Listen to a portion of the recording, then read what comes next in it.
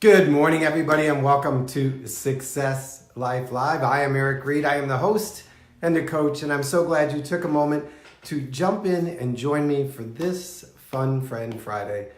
I have got to tell you from my heart, I have been so excited about today's Fun Friend Friday guest, Gloria Burgess. And so I hope as you tune in, good morning, Miss Gail, that you'll take a moment and hit the share. Good morning, Ed. Many of you I know that'll be jumping in are JMT members or John Maxwell Team members. You know Gloria, you know what she's going to be able to bring today, and it would be selfish of us to keep it to, this little tiny space that we have here on my little phone. So take a moment and share it out as Gloria steps into the room. I want to just sort of set the stage for how I came to know Gloria and why she became a Fun Friend Friday guest, and just a lot of history. Gloria is one of those people in the John Maxwell team that really stands out even in silence. You'll walk into a room and she'll be in the corner just doing her thing and you're drawn to her, or she'll stand on a stage and begin to speak and you feel as if you were brought into the room just for that purpose of hearing her speak. And so I had been in and among the JMT community and had seen this person, Gloria, over there. Good morning, Miss Gloria. I will be bringing you in just a moment. I'm sort of setting you up, I think is what we say. So settle in, relax, get your space set. And so I had always been in the JMT community. I had had that opportunity to watch her from a distance. This is going to be a hard day. I'm just telling you guys now. And she presented with her husband as a gift to the mentor team a teaching, and it revolved around Reid's Bolero. And as I sat in that room and watched her and her husband command an orchestra and then use the power of speech and teaching to combine the two, and I was sitting among the orchestra, I was broken. I mean, I was so broken by how she could move me from one place to the other so simply and so elegantly and so gracefully. And I realized that the person that I had been watching from the distance for so long was truly that person. It wasn't her stage presence. It wasn't the name badge that she put on and became, that she walked through life always with that grace, that quietness, that leadership, that self-control, that discipline that allowed her to step into that moment and give so fully to so many in the room and yet make it feel individualized. And so from that moment on, I really sought out as much of Gloria as I could in her light. And there's many examples of how I was able to sort of like cross paths and intersect and be around her and listen to her and learn from her. And I will say that if you haven't walked up and just gotten a hug from her, you're missing it. And so it's really important to me. I know that Gloria lives in a place of divine inspiration. And so today somebody needs to know about her, this message, whatever she's going to teach. So take a minute and share this, hit the follow me, whatever the button is. You may hear in the background Reid's Bolero. And as I bring Gloria on, I'm going to sort of break into a little teaching on it. So I'm adding Gloria's request to jump in and join. So she brought to the John Maxwell team the lesson, and she used the orchestra, the local orchestra, and Reid's Bolero to teach about leadership. Ah, there you are, my dear. Stand up. Hi. You're kind of on the short side. Okay. We'll give you a minute. You'll settle in. I'm just telling them about the Reid. Okay. And so Great. one of the things that her husband and her so eloquently taught us during that time was about leadership and about self-identity and about finding our inner voice and finding our own inspiration. And so as I walked away, and if you've never heard Reid's Bolero, if you've heard it and you've dismissed it as one of those pieces of music that you know, but you really don't have to care about, what I did is I took that song, that piece of music, and I brought it back into my life. There you are. Now we get your full gloriousness. And what I did with it was, so it's a meditation that I still use today, and it was a gift given to me by you and your husband. And I've already told him this is going to be a very long day. Because whenever I'm feeling lost, whenever I'm feeling caught in chaos and momentum that doesn't feel in my control, I will find that music and I'll remember the teaching of just follow the snare. Like you and I had a private discussion, we've had discussions since, that the snare drum that starts out so quietly, so hidden, almost as if it was somebody that was added to the orchestra as an afterthought. In the beginning, never loses its place, never loses its beat. It never stops what it was intended to do. And throughout the piece, music comes in and music goes out, and loud banging music and chaotic music and powerful music and sweet music and hard. It all comes in and around, but the snare drum doesn't get distracted. The snare drum says, no, I got my job to do. I got my job to do. And so I'm just going to hang up and go home. Thank you for giving me that gift from my heart.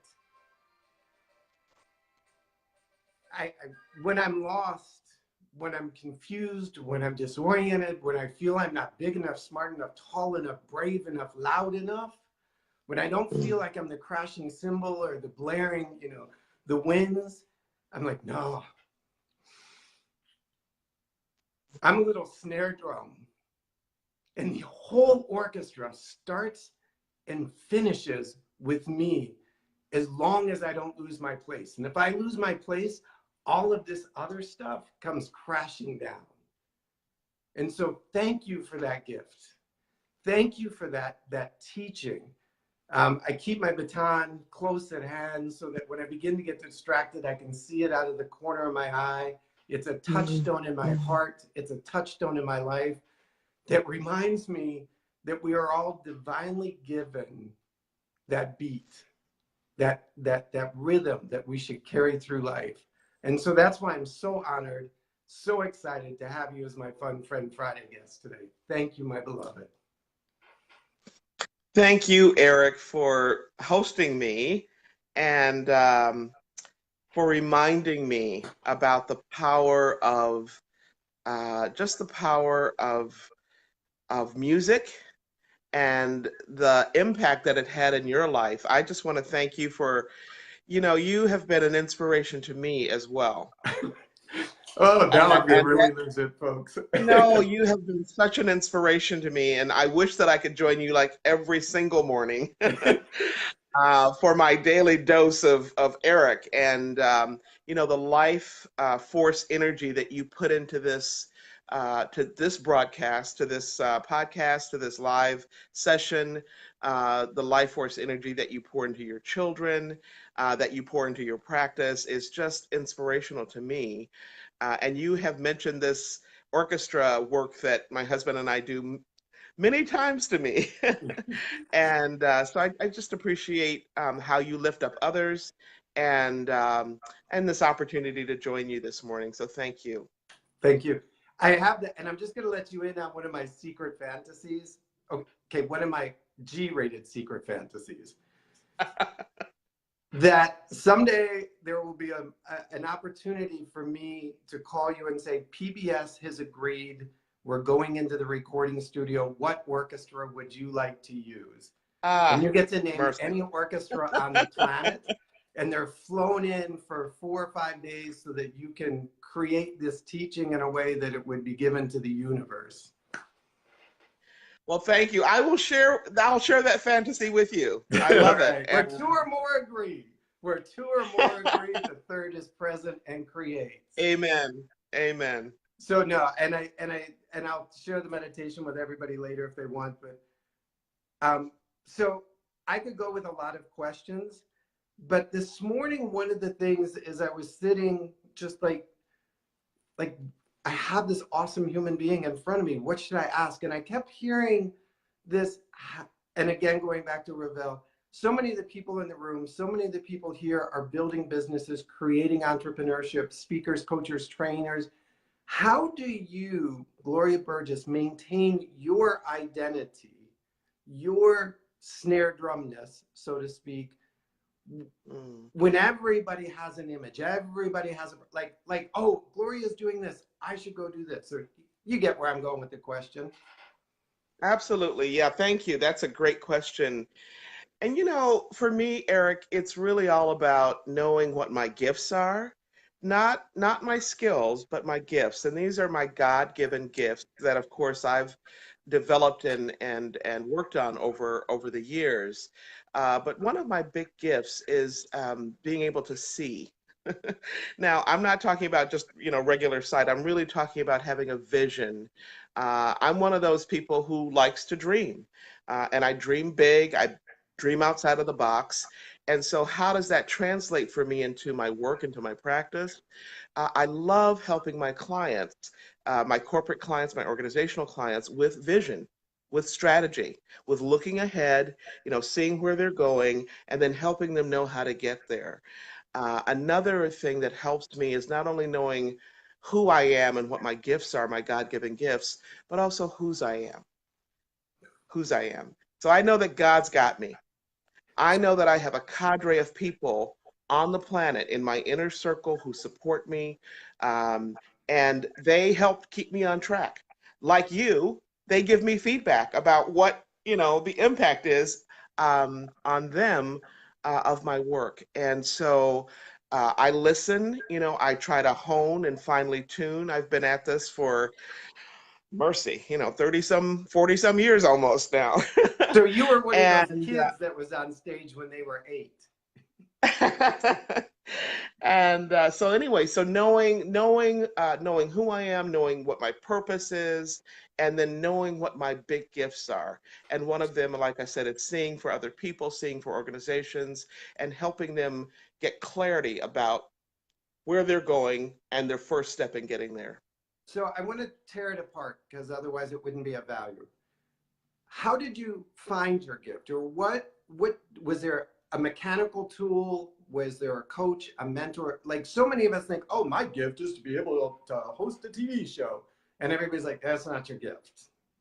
How did you distinguish what you wanted your gift to be versus what your truth was?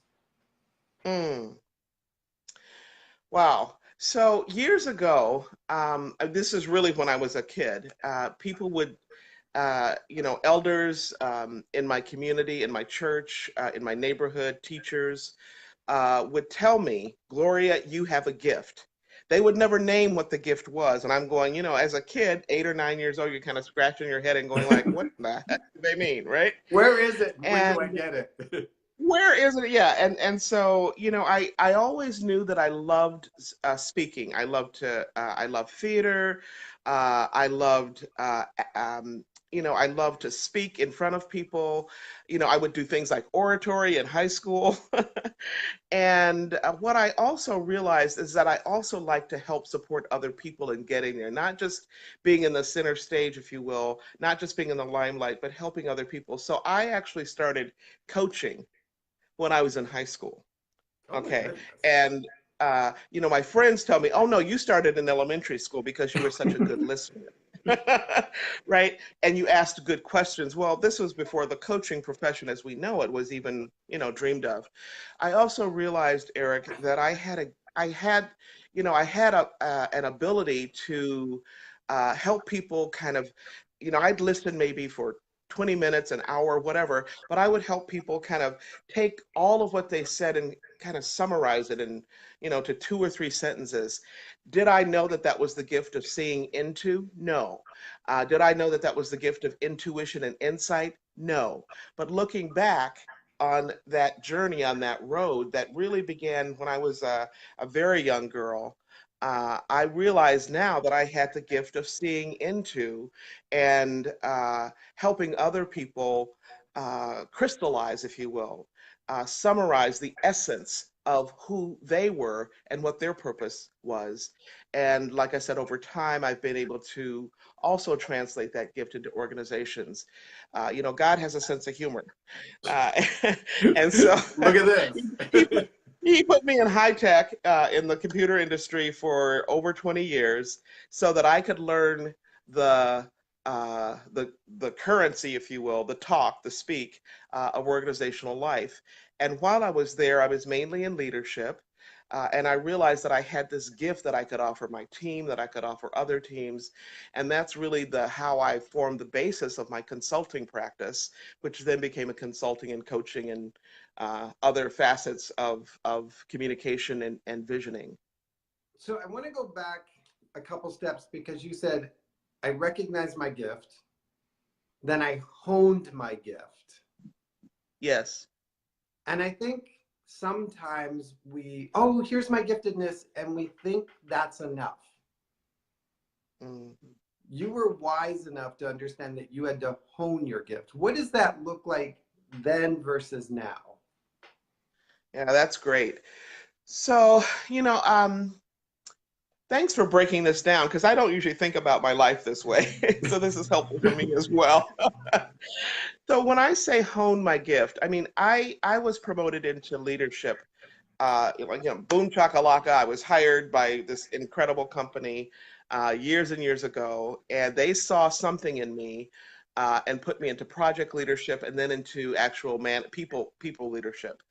And I realized at the time, I was this young person who thought I was going to be an academic. Actually, that's what I had prepared for. And here I am in the world of business. I didn't know a thing about managing people. And and I was the youngest person in this particular group managing people, and I had mostly men working for me because it was high tech, very male dominated at that time, and didn't know anything about managing people, and so I had to learn. And these were people who were 20, 25 years my senior. Now, a lot of people of that in that era, in that age, did not want to be managed by this, Say what it upstart. is. Yeah, yeah, right. And so I had to learn. I learned through trial and error. I learned on the job. And then I said, I really like doing this, even though I don't really know what I'm doing. And so I actually sought out mentors in my own organization. Sometimes I had what I call accidental mentors. These are people who come into your life for just like a hot minute, a brief season, and who would pour mentoring into me. And then I decided that I really, really loved what I was doing. And I actually went back to school, back to university, and pursued leadership and management and organizational behavior. And I just began to really shape and hone the gifts that I had been given and started to create competency, actual skill, so that I knew what I was doing. Yeah. Y'all got to hear the path.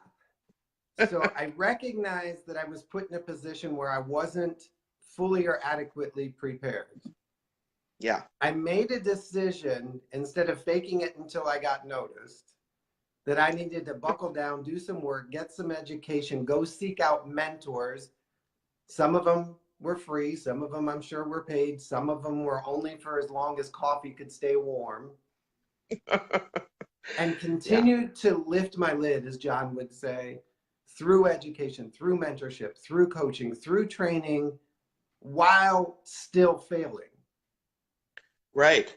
Failing forward, hopefully, most days. Some days it was like, two steps back and then one step forward, maybe, right? The other thing that really helped me, Eric, was just being open with the folks who worked for me. And what I mean by open is I would ask the folks who worked with me, my peers, as well as people who reported to me, to give me feedback. I said, I can take it. I want to improve. I can take it, be open with me, tell me what I can do to improve, tell me what I did to, mess this one up. And it was a process. I mean, a long, long journey. And I'm still in process. We never, in my humble opinion, we never fully arrive. We get equipped, we get mentors, we get people to walk alongside us, but we're always growing. I think we're constantly improving ourselves. And I always tell the folks that I work with now, if you think you've arrived, guess what? You're just starting. You're going to get feedback about that. And so there's always an opportunity to grow. And I consider myself still, a work in process. Well, I honor that because I think sometimes, and I'm sort of speaking, I guess I'm speaking from the young folks' perspective, and I don't necessarily mean age, but experience. I think sometimes we get that big gig. We get that, Amazon #1 bestseller, or we get 2 or 3 really high-paying clients, and we're like, I arrived. I'm here. Look at me. I'm a international, blah, blah, blah. And I so often think that's when God steps in and goes, oh, child, I have got so much bigger for you. I've got so much more for you to do. We're not even through the first 3 minutes. And little snare drum, you got like 9.5 more minutes to go. And I think sometimes life happens to us, for us. Or if you take the opposite perspective, sometimes it happens through us, for us, that we create the chaos in our life, or chaos in our life appears to remind us that we haven't fully arrived. And so I know that I remember, this is going to be another one of those moments. I remember you sitting at the table at the Marriott in the lobby, and you and your husband were working on some stuff. And you had paper everywhere and laptops out, and you were serious. And me, being the rude, bold person that I am, just sort of walked in and asked a question. And in that moment, you were like, I just had an awareness that I need to reestablish my position, reestablish my platform. Like, you guys were doing a business plan right in the middle of what was a really successful place for you. How often do you stop and pull back? Because you said you have to recognize who you are, or whose you are. How often are you guys going through that review process? Like, wait a minute, what are our core values? Where are we connected? Am I using my giftedness, or has my ego taken over? Wow. So that's a great question, and let me just. I'm not sure what you walked. You're getting like a zillion hearts over here. I know you can't hear. Well, that's because of you, right?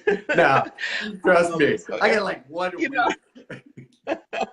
So I can't remember that moment when you walked in, but I can tell you one thing. About 6 years ago, John joined the JMT along with me. He joined, right after I did. And we actually reserved a room near the airport, near our home, for when we flew back from Orlando. We live in Seattle. Anyway, we booked this room, and we said, let's just have this big strategic planning, this visioning process for our business, right?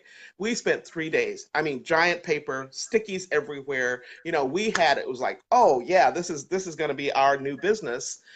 Because we had been talking about combining our businesses. He was an entrepreneur. I was an entrepreneur for a number of years. This was the opportunity, right? So we get home, we have all these wonderful plans, this roadmap. And like you said, God just said, guess what? I have other plans. And so at that time, we didn't know what God, he was laughing, but we didn't get the joke, right?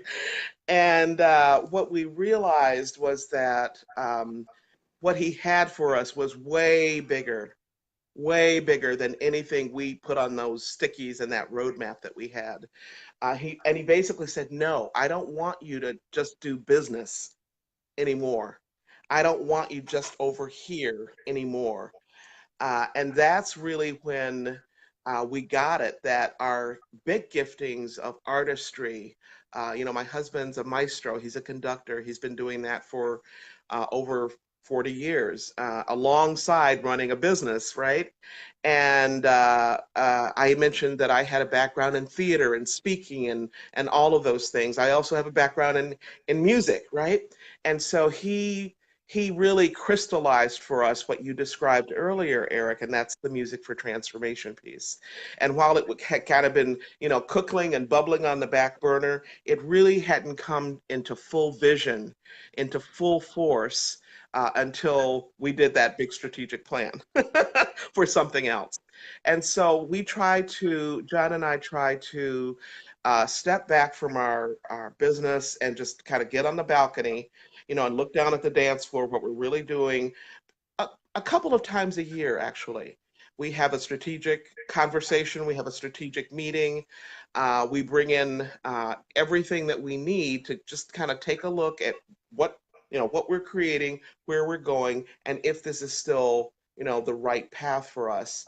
And we don't do it alone. We also, we pray and we listen for God's voice, not just our voice. Um, and so stepping back again a couple of times a year, sometimes it's more often than that, but on purpose, at least a couple of times a year. So here's a couple things, you guys, I want you to sort of hear is that one, before the event, she booked a detoxing center, so to speak. She said, I know that if we get off the plane and go in the front door at home, we're going to check the mail, take out the trash, feed the cats. You got it. And we're going to get pulled back into life. And then everything that we just invested time, money, energy, resources, and awareness to is going to become second. Not because we want it to, but because that's the pattern of life. So they intentionally said, we're not going to be able to go home and be interrupted until we at least do this first level triage, treatment, emergency room kind of stuff to keep us tracked.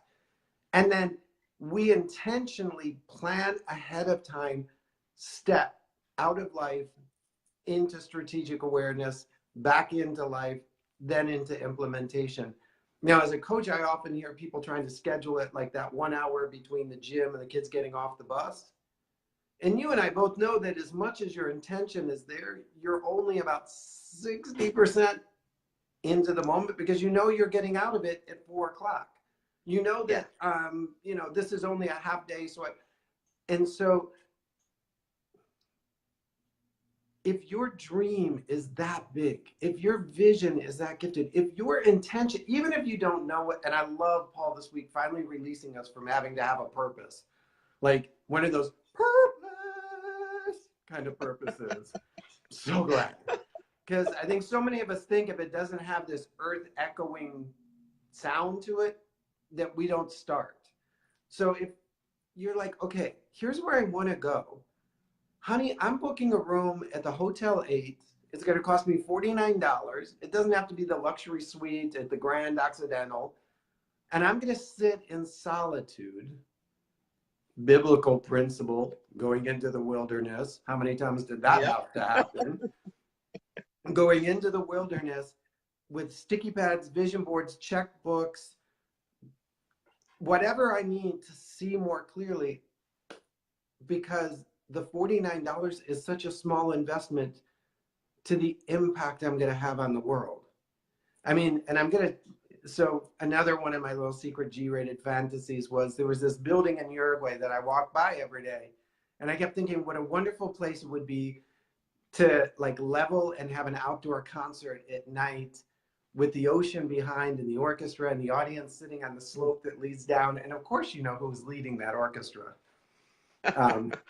So the impact that you want to create in your business, in your life, in the world requires that you step out of the world long enough, as Gloria so eloquently put, to stand above the dance floor and see all of the moving parts without you being one of the moving parts. And another, as you were talking that through, so thank you for unpacking that, Eric, because this is really helping me too. I'll send you the bill in the morning. But one of the other things that I realize that I do, and it's become so much a part of who I am, I don't consciously think about it anymore. But I actually, when I first started my practice over 20 years ago, I would say no. I would say yes to a gig, to an engagement, but inside I was saying no. But I would say yes because I needed the money. right? Or I needed the contact, or the whatever reason that I gave, my brain gave, but my heart was saying no. And so over the years, I actually checked that. And now it's become such uh, a part of my embedded practice. You asked me, like, how often do I check in? I actually check in with every engagement now. So, there's time for getting on the balcony and really taking the long view for the business, if you will, for the practice. But there's also that every engagement, is this aligned with who I am? Is this aligned with my gifts? Am I saying yes here and in my heart? And if I'm not, I know it. I just know it instantly, right? And sometimes I say yes, and I know it's not me saying yes, it's God saying yes. He's basically saying yes, right? And I have a big plan for you, but I'm not going to tell you what it is. And so sometimes I kind of feel it's not out of alignment with my head and heart, but it's like it's this mysterious thing that I don't know, but I know that it's not. It's a bigger yes than my yes. And so I try to stay open for God to reveal to me the why He put me in this particular yes. One concrete example of that is I just um, did some work with a client last week in San Francisco, and I had been invited to do this. I had probably a year previous, and leading up to it, I kept thinking, like, why did I say yes for this? It felt aligned, but why did I say? And I'm going, Gloria, just let it go. This is a bigger yes than you're aware of. And so during that week, every single day, something new was revealed to me about why I had, answered God's call basically and said yes to that particular client engagement. And I'm still shimmering, just still shimmering You always from shimmer, my dear. well, from the experience, everything I learned, the people that I met there, and I just know God has His fingerprints all over it, and that this particular encounter will keep, building and building and create a ripple effect that I have no idea about. And you know what? It's not my business to know right now. It is truly not my business to know.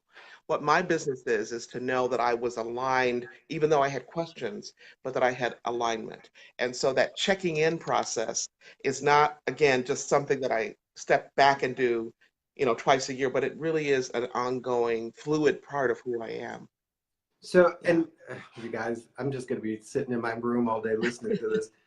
This is so, again, the Ravel principle. That may become the title of the book. When all of those, should I say yes? What about a no? What about, like, all of that? That's most when I go back and I'm like, where's my drum? Gotta find my drum beat. Where's my drum? Mm, Like get me, mm, get me back on the drum beat. And John can mm. probably more quickly speak about, you know, as much as the audience is applauding, I've got one job: to keep everything in line so that Yes. at the end of it, Yes. it was perfect. Yes. Not to respond to each individual orchestra. You know, if all of a sudden he shifted his attention over to the winds when they jumped in, and then shifted all his energy and attention over to the percussions and back, everybody else would be like the chaos would just echo and continue. Hear this. She said, when I said yes, but felt no, in the universe, there is this thing called energy. She had created conflicting energy within her own space, her own little 4-foot space that she stood in. Yeah. How successful would she have been if that had continued to operate? Because that would begin to echo out into everything else around her. And people would be like, you know, she's Exactly. here, but she's not here. She Right. said yes, but we don't feel like we're getting all that we paid for. Why is she already distracted moving on to the next client when my session isn't over? Mm. You can't go through life creating conflicting energy within yourself and expect it to somehow be transmuted by divine into perfect energy. Yes. Now, he can do anything, but as he says, know thyself. And if you don't get yourself straight, your business will not become straight. You will not be able to fake it until you make it. I understand what that expression means, but internally, so when you, and I heard somebody say this the other day, when you're broke, you'll say yes to everything because you just want something. When you're successful, you'll say no to almost anything because you understand the value of yes. Absolutely. And, you know, I want to go back to a musical metaphor. You know, you talk about the snare drum and keeping that beat going for, it's a 15-minute piece, Bolero is, okay? And that's if you play it really fast. When you play it slow, it's, you know, it's almost a 20-minute piece. And that snare drum just keeps going and keeps going. And that snare drum is actually what keeps everybody else on track, right? Um, one of the instruments we have in our home is a piano. And what I know about creating energy, Eric, is that a piano creates energy. When you strike that, you know, white key or black key, it actually pings a little hammer, right, on the string board and creates what we call sound, right? It creates a musical sound. So everybody knows chopsticks, right? That little thing on the piano. So what you're hitting, one of those notes is called middle C.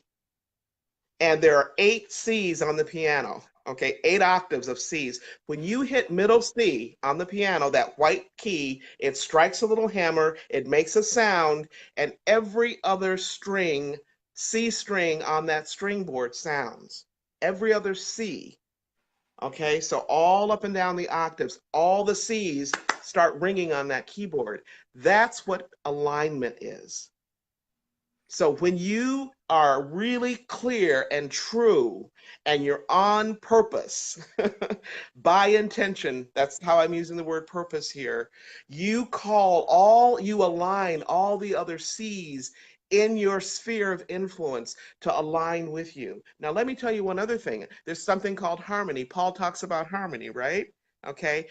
This is all energy. Sound is all energy. When you strike that little C on the piano, it also calls the other notes, the other sounds in that C chord. There are 3 of them. It calls the E and the G. Okay? And so what you're creating is harmony, alignment, and harmony. So you're calling people who may be thinking about maybe becoming a coach or thinking about speaking or thinking about doing what you do, writing a book, whatever it happens to be, teaching, speaking, whatever it happens to be. And maybe they're not quite lined up yet. Okay, but maybe they could be helpers to you. Maybe they can be clients for you. Who knows? It doesn't really matter, right? But you're calling because you're so clear about your note, about your big gift in this case, okay? So you're calling all of the people on the planet, really, okay? But some of them are out of your immediate awareness, okay? Some of them are. You call peeps to this Fun Friday, right? You're really clear about your C, and you've called other C's to come along with you. You're also calling, you know, all of those other little sounds on the keyboard to say, hey, Eric, I want some of what you're offering, right? So, you guys, what you just got was like the most simplistic explanation, but the most digestible. That's why I love you as a teacher of harmonic residency, or the principle of harmonic residency. And so when you're standing there and you're tapping that C note, maybe the 2 people right beside upper C and lower C respond very quickly because they're close to the vibration, but that doesn't mean it stops there. It begins to go out, and if the keyboard continued through infinity, the furthest, the C note that was 10,000 light years to the left and 10,000 light years to the right would still be required by its sheer essence of being a C note to respond to you. And so when we look at our lives and when we look at our business and when we look at what we're trying to create and transform, so often we hit that C note and the 2 people beside us maybe respond really loud and we're like, oh, that didn't work. Let me try E. Let me try D. Let me try F. And we're not allowing that harmonic energy to resonance to continue out throughout infinity. And that's what I believe divine alignment is about, is sometimes God is hitting the C note. And we need to slow down long enough for it to travel through and begin to resonate with us. And that C note that's 10,000 miles into the distance will slowly start to sound as loud as the one that you just hit.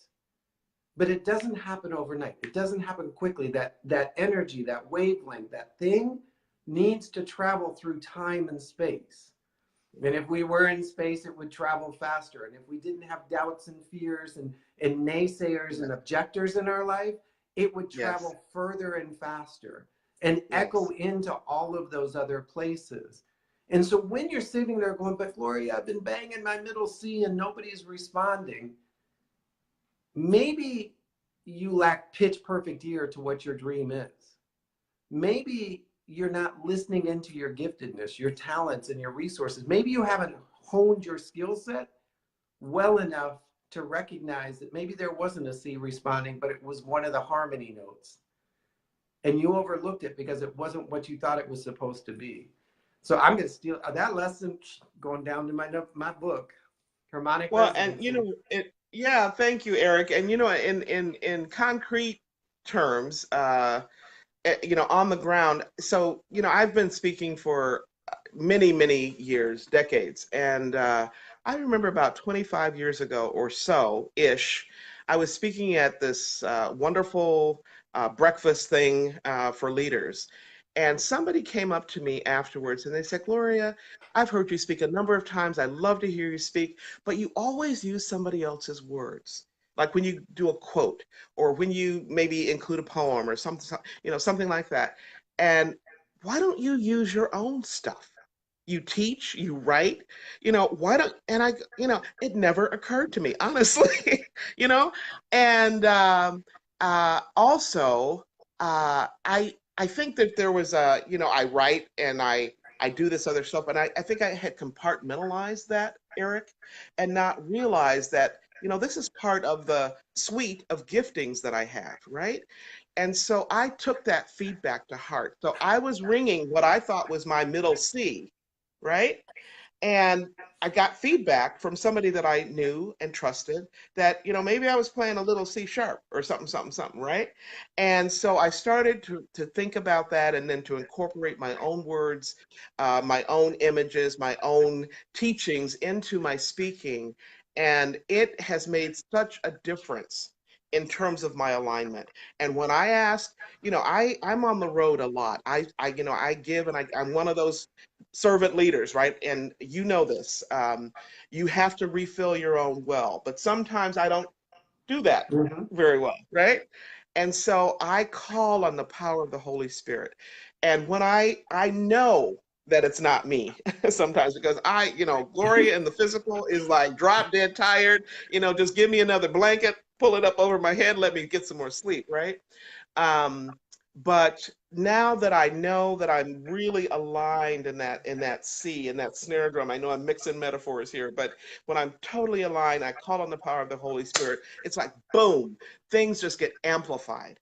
And again, it's not my business to know how they amplify in the world. My business is to show up in that spot, bring in my gifts so that I can be used as a vessel and as a channel for God to really get the glory and for the work to be amplified. When you were in that room and experiencing Bolero, I can tell you one thing. I knew that I was in the room. I honestly don't know what all came out of my mouth because it wasn't me speaking. It was me recorded as the voice, right? But it was God coming through me. It was one of those moments where, God showed up and he showed out. To say the least. I mean, that was what, 5 years ago? About 3 years ago, yeah. 3 years ago? Sorry, I didn't want to age us both. So there's so much. So you guys, I'm just like, my brain is exhausted keeping pace. Often I think we jump from note to note to keep the metaphor alive because of our fears, because of our doubts. But I also know it's often because we haven't sat in silence long enough Yes. for that long distance D, E, F, G, whatever note we're supposed to play in the universe to resonate into us. And so it's interesting. You probably have seen a singing bowl. Yeah. So I have a singing Yeah. bowl in my office. It's a quartz one. And if I start to get really loud or I start to talk or the kids come in my office and I yell at them, it vibrates because Mm. that's its nature. I don't have to set it into motion. It goes into motion on its own because it's responding to the vibrations in the room. And it always brings back that awareness that I am always sending out a vibration into the room, my little office space or forever.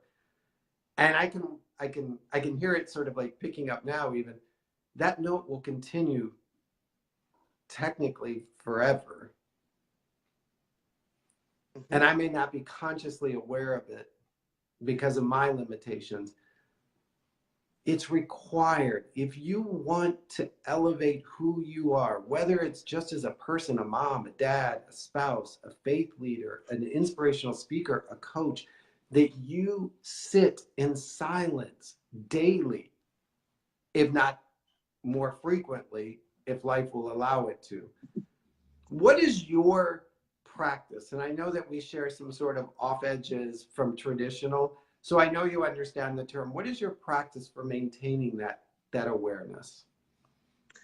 That's a great question. And I actually want to share with you, I wrote this little book last summer, and it's called Sanctuary. Um, I wrote it for me. People think I wrote it for them. I wrote it for me. And what I mean by sanctuary is that deliberate moment when you take a time out of time. This is not balcony and dance floor time. This is like a time out of time set apart. We typically think about clock time. Well, the Greeks had two words for time, chronos, clock time, but they also have another word. It's called kairos, and that's God's time. Okay, we call it the time of God, eternity. And that's when you step out of time and you deliberately put everything on hold, everything. Your phone, Facebook, the kids, your spouse, okay? And you have this moment where you are just communing with God. It's solitude. It is solitude. It's silence and solitude. So you're alone by intention, by design. And that's the kind of time that I take. I also listen to music. Okay, surprise, surprise, Surprise, right? surprise. Not music with lyrics, because the Yeah. lyrics sometimes can take you down a different path. But this is instrumental music that is really uplifting music. So I listen to classical music. I listen to all kinds of music that has different kinds of sounds in it, but it's designed to help me just slow down and be with God and myself. Um, I also have special colors. Colors are energy too, right? I mean, it's really all vibration. It's all energy. And I'm not talking like, woo-woo kind of energy. It's energy, right? It's a vibration. It's a part of a spectrum. So there's certain colors that I have in my home or in my office that rejuvenate and revive me, that restore me, that say, this is the color to calm you down, or this is the color to just kind of chill with for a while. Years ago, I had a mentor, Eric, who was from the Pyrenees in Spain, that mountainous, beautiful region in Spain, and she would say, you really need at least 1 hour a day, 1 hour a day, where you just take this kind of set apart time and you reimagine, you redream your life, you redream yourself for the day, right? And what she was talking about was a visioning process that you go through every single day. Not once in a while, not once, a week or once a month, but every single day. And this is time set apart from distraction, from noises, from your cell phone, from the TV, from the radio, everything. And it's amazing what happens. You find that, for me, it's finding a place in your life, in your home, and wherever you happen to be, and it's the same place each time, because when you set it apart and you go to that same place every single time, magic actually begins to happen. Magic begins to happen. You create a resonance there in that part of your home. If you have colors or things of beauty or music or whatever it happens to be, or maybe it's a place in your yard, or on your deck or wherever it happens to be, but it's set apart and it's just for you and God.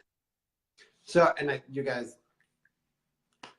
so yes, so many other religions in the world, and I think somewhat in the Western, there are rituals that prepare us for prayer. Tradition, I'm not being a hater. I'm just saying that when I walk into my 12 stone, there's very few rituals that prepare me for silence and prayer because of the energy of it. So one of the things, and if you don't have, it's like, oh, you don't understand. I have a blanket. It's actually just a big piece of fabric that is only reserved for when I need to go to that place. So I know by grabbing that piece of paper, the first ritual is like, okay, I need to still. And as I begin to be with that blanket, that piece of fabric, it doesn't have to be in the same chair. It doesn't have to be when I'm traveling, that goes with me. So that if I can't get to the chair in my office to have that sacred private place, this piece of fabric brings me into that space. And I also visualize it as pushing back against all of the other things. So the practice doesn't have to be complicated. It just has to be a ritual that brings you into a place of awareness that the purpose of the next step is to go still. I also sometimes think when I talk about going quiet, we tend to come to God really loud. Like, oh, I need this, and I need you to bless this person. I need you to bless this. And we think that we're in the right space. And there's nothing wrong with that. I'm not saying that's wrong. I've gone into that place and I've had that 2x4. There's like a mark on the back of my head that God has this 2x4 that he knows exactly how to hit the groove right. And he's like, Eric, I know all that. Shut up for a minute. I need to talk to you. And so when you go into this place, this separate place, this receiving place, if we can call it that, you don't have to do anything. You don't have to, oh, I got to remember to pray for Gloria and her husband because they're traveling today. I need to pray. No, this is the shut up space. This is the place where you have to be that C key, that C string somewhere off in 10,000 miles into the distance and just listen for when that chord is struck. And if you say, oh my gosh, I can't afford that, you don't understand my hectic schedule. We've all been in a car where the tire indicator light was on and how much energy and how much distraction and how much fear it created. Like, oh my gosh, is the tire going to blow on the way to taking the kids to the doctors or picking them up from school? Because we didn't stop and address it, it is continually draining us out. And so if you say, oh, Eric, I don't have time, you want time, you want energy, you want to shorten the path between where you're at and where you can be, shut up time is the most effective thing you can do. Amen. And that's where I still rebel, because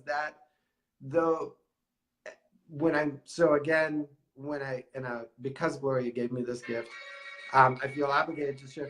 When I'm in the moment, my whole job for that 11 to 15 minutes or 20 minutes, whatever edition, is like, okay, tune out the clarinet, tune out the flute, tune out all, and I try and like see how many of the instruments I can stop paying attention to, and try and bring the snare drum louder and louder and louder and more to the front, because I know that is, for me, my ability to go shut up. Like, okay, just listen to the snare drum. Because those monkeys, the kids are going to be getting off the bus. What did you make for dinner? You need to be prospecting. You need to be, I'll try and jump in. So yeah. How do you, and I could be here all day long, I'd steal that. One question, and I think it's my question of the year, now that I hear it in my head. How do you how do you know what is ego and what is divine? Mm.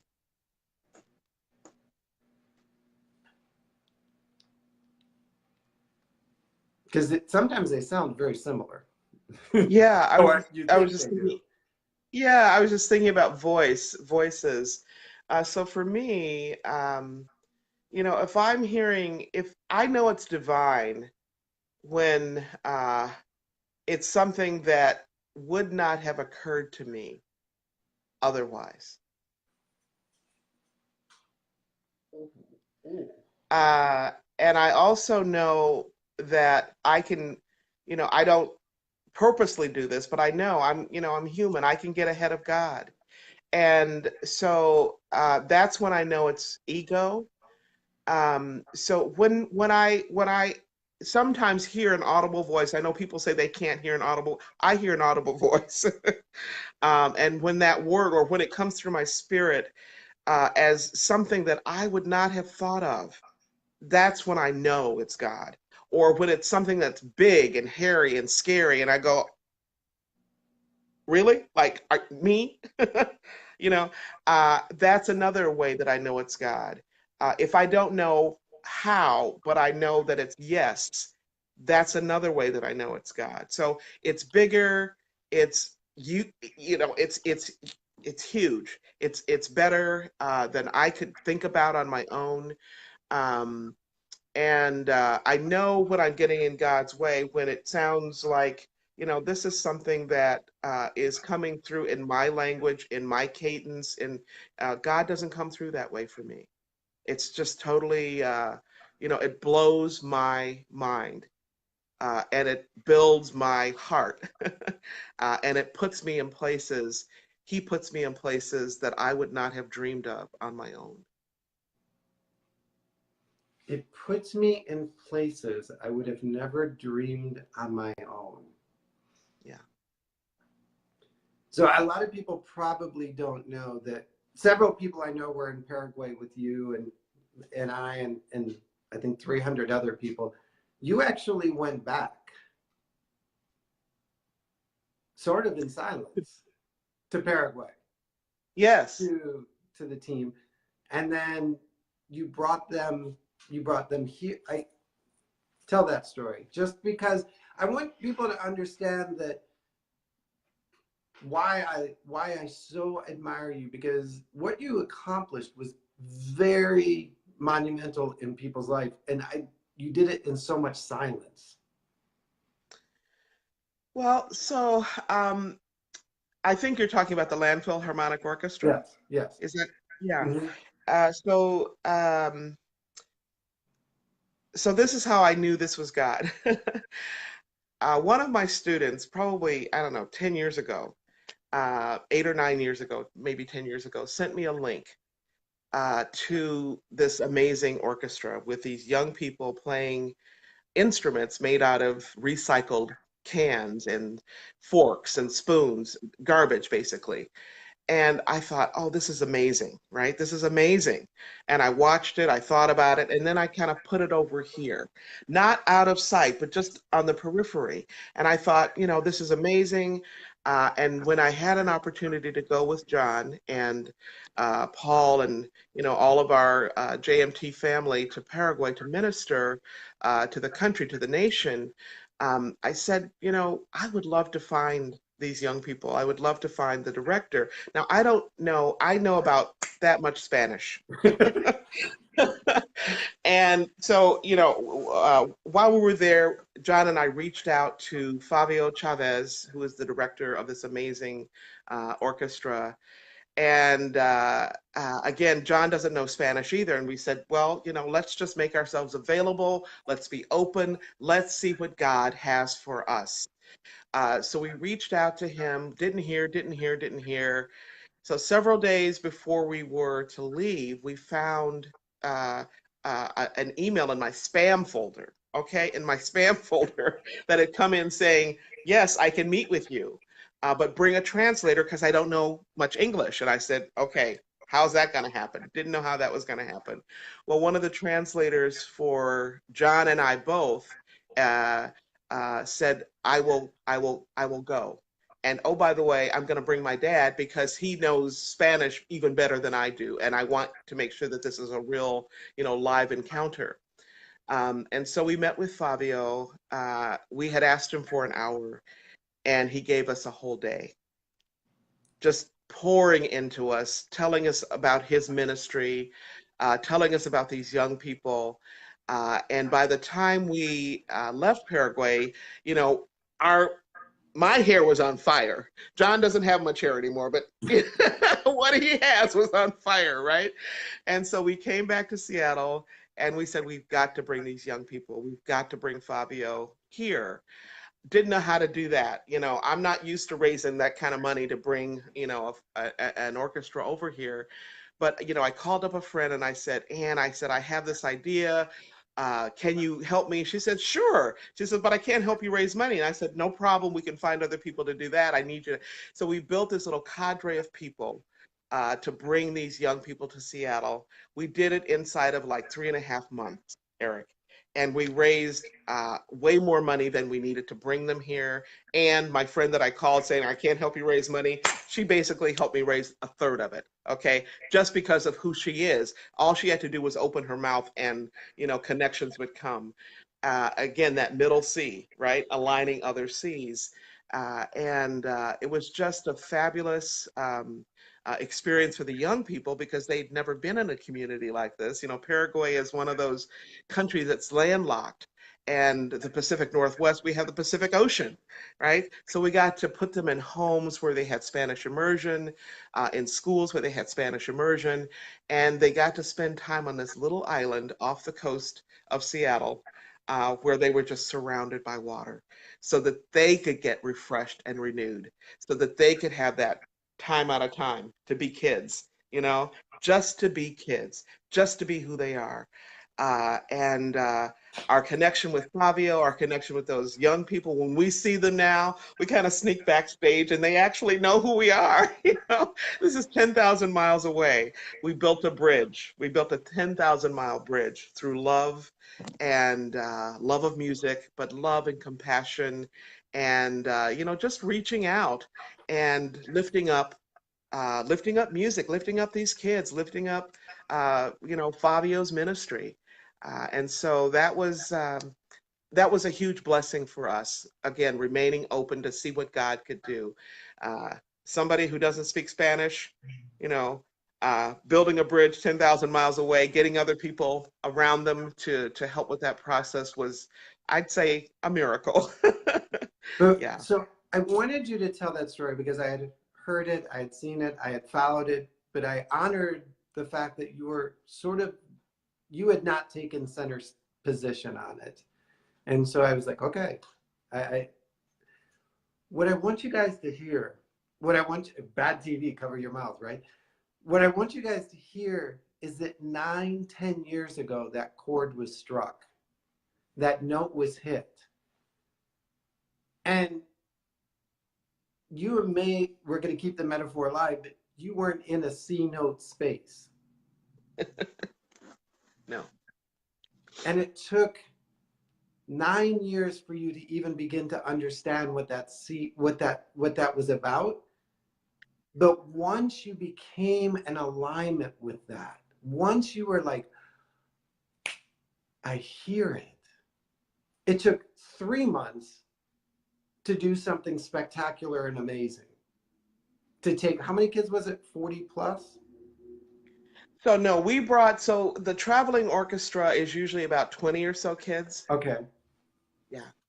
So to move 20 or so kids from Paraguay, and if you haven't been to Paraguay, it's not like going to one of those Club Med, oceanfront, Latin America countries. Paraguay has been in a state of corruption for generations. These kids live on top of a garbage mound. Their occupation is to forage for survival. They're playing drums made out of oil cans to be teleported. Teleported is the only way, not traveled by plane, but teleported to an island in Northwest United States into a home that has water and toiletries and cable TVs and Wi-Fi's and grocery stores and refrigerators all overflowing with abundance and all of the like think of your life living in a cave and not being disrespectful and then being because I lived in Uruguay, we had the same situation, and being transported by somebody that heard a note 9.5 years ago into an environment. These children now wake up every morning going, I know this isn't the biggest that I can be. I've seen bigger. I've stepped into bigger. I breathed bigger. I know bigger. You have created a generational shift. Yes. You have changed the course of history. And people are like, oh, Eric, you're being dramatic. 20 people, if only 1% of those 20 people hold on to what you gave them, that's one leader in a country that could become president, that could echo. So, Yeah. I mean, you're, stay composed. Yes. I'm going to go in my space Yes. and not once did you post on Facebook, I'm doing this. Look what I've achieved. Here's my selfie. Like none of that occurred to you because you understood it didn't belong to you.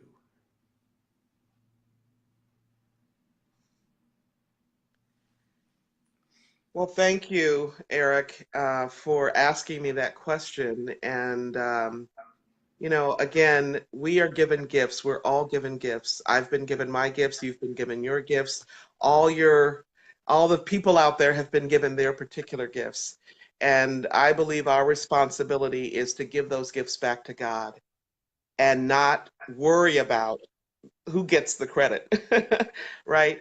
So much was done for my father that changed the trajectory, the history, if you will, of my family. And that is just so much a part of who I am and how I move in the world. When John and I reached out to Fabio, we had no idea what would happen as a result of that conversation. We were reaching out because we were so in love with music and so in love with his ministry of music. And one thing just flowed from that, and then another thing flowed from it. The flow is still happening. It hasn't stopped. I mean, we're still in connection with Fabio. When we see the kids, they still send us messages. We still are connected to those hearts. And like you said, if only one, and I believe there will be more than one, but if only one person's life was impacted, that's enough. That's That's more enough. than Because enough. that one person will impact, tens, hundreds, thousands, hundreds of thousands. And again, the ripple effect just keeps on flowing. It keeps on going out into the world. And that's my responsibility as a human being. And not to worry about the impact of that ripple effect, but to keep using my gifts, to keep giving, to keep serving, and to help other people, lift them up to help them do the same thing. Well, and I will say that you walk through life with such grace, such dignity. Whenever I'm in your presence, I know that it's deeper than what I can see.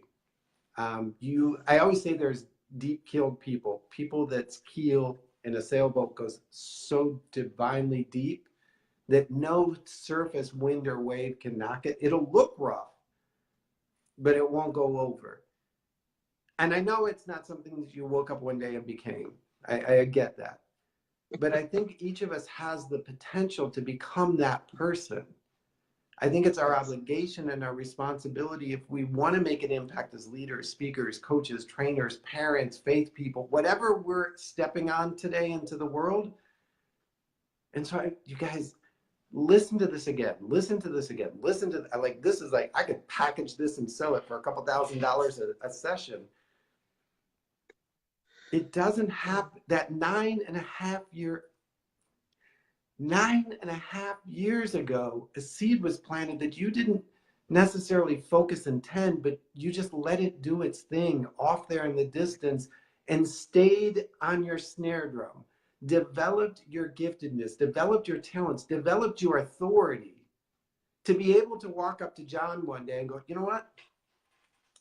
I got this thing ringing in my head and I can't get rid of it. And I'm wondering if you could come in alignment with me. You stepped into that moment because you had spent 9.5 years preparing for that moment, taking classes, having mentors, doing the work, standing on stages in empty rooms and giving the full speech just because you made it.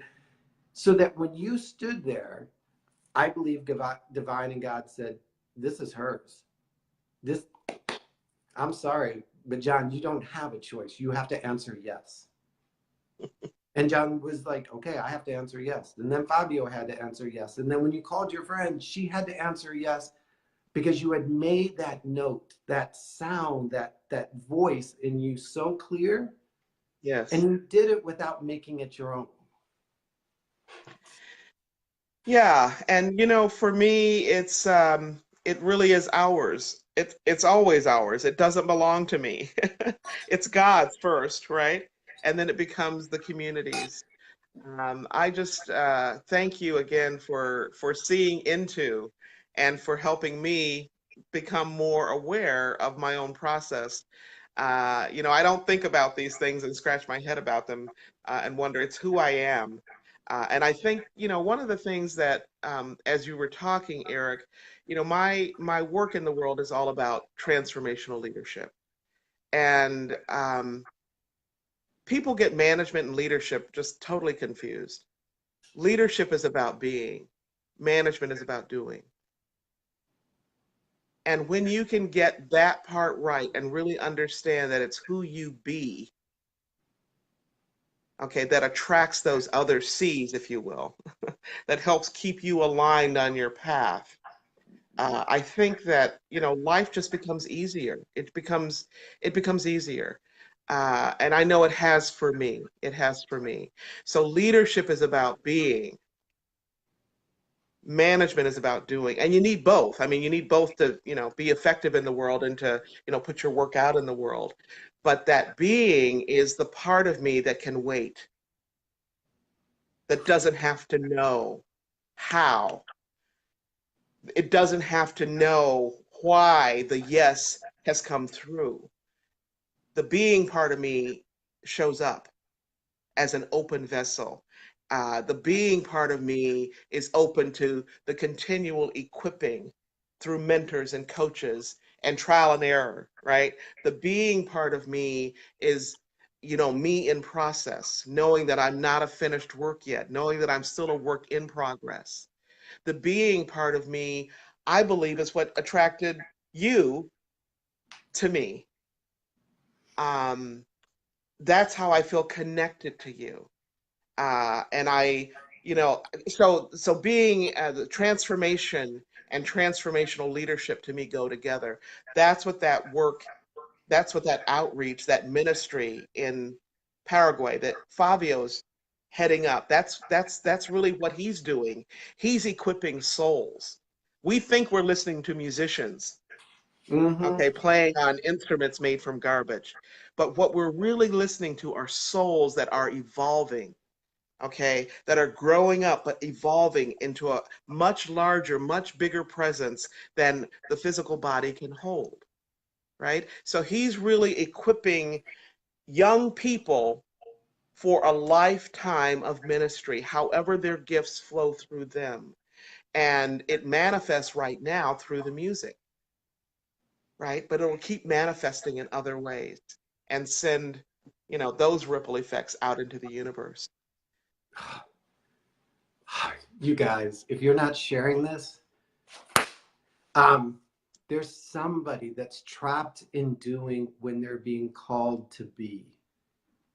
My part of my daily scheduling starts with who do I want to be today? And then the second side is what do I got to get done? Get it right, people. Who do I want to be today? Or who do you need me to be today? And then what do I got to get done? They're two different people that live inside of you. Every leader has to be a manager. Every manager should be a leader. But if you're going through life and you're not making that 9-year impact, that like if you're frustrated, it's because you're spending so much time in management mode that you haven't shifted into being the leader you want to be, being the leader you were called into being whoever you're being is so much different than doing. And so, my dear, I wish we could be here like all day, but I know you've got schedules. We run over. What projects, what things are you working on? If somebody wants to chase you down and tag you and just like be in your company, how they can do it. I know you've got your book. What other things are you doing? Yeah, well, the thing on my immediate horizon is every year for the past probably 20 or 25 years or so, I've done something to pay tribute to Dr. Martin Luther King Jr. And, you know, his day of celebration is coming up. And I live in so Atlanta. that's on my immediate horizon. Doing some work in my community here, focused on what Dr. King would call the beloved community. And my book, Pass It On, was actually selected to be the focal point because that story of my dad and William Faulkner is really a story about the beloved community. So that's one thing. I have lots of leadership work coming up in different spaces, speaking, teaching, coaching. And I just want to just say again, Eric, this is really not about me. I am here to support you, to lift you up, and to say thank you, just to express my gratitude to you for what you're doing on the planet and for how you're lifting up and raising other leaders through your Facebook Live work, as well as in so many other ways in your community, in your spheres of influence beyond your immediate geographic community, but really out into the world. So thank you. I received that. I as you taught me, just receive it. You guys, MLK Day is on Monday. If you haven't figured out something you can do to give back to the community, here in Atlanta, it always becomes a very much a day of service because we're in Atlanta. I think the footprint's a little bigger. Maybe who can I be on Monday instead of what do I got to get done? Would be a good way to step into this understanding of what can I be on Monday for somebody else, not what do I need to get done.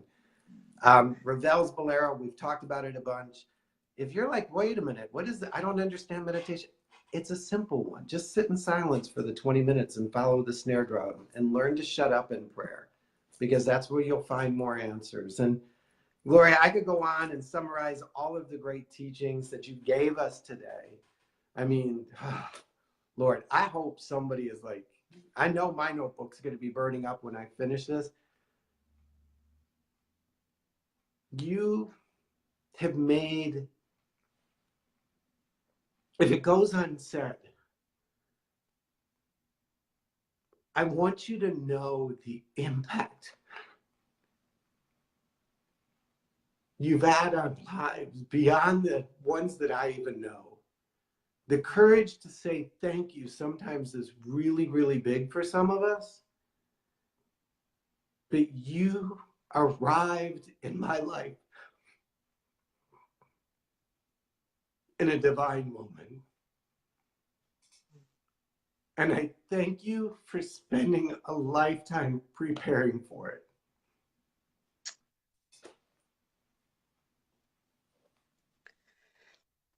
You're welcome. You're welcome, because it really is a lifetime. Yeah, thank you. Never underestimate people. Never underestimate what a life is worth. Because we didn't know each other 5 years ago. And now you're on my playlist. Oh, mercy. You know, I truly thank you so much for being a Fun Friend Friday. I got to tell you, my eyes are kind of red, not from our session this morning, but I was up all night long scared because I was going to get to be with you today. So now I'm probably going to go and crash and then listen. Oh, my.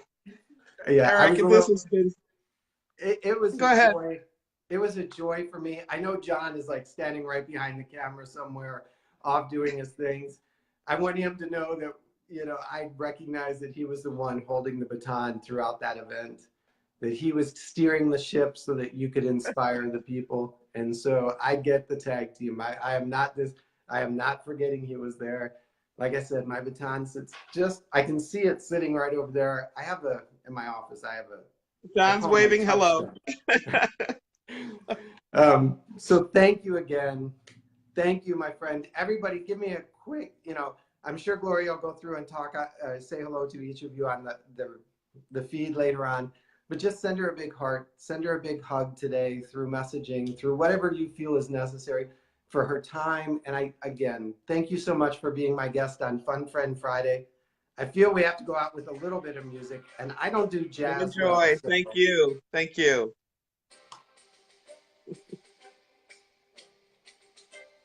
Can you? Yes. I just love this. It's a good piece of music. In case Ravel, he's probably going to get like charted all of a sudden. People are going to be like, why did Ravel pull out a chart today? Because Gloria said it would. Thank you again so much.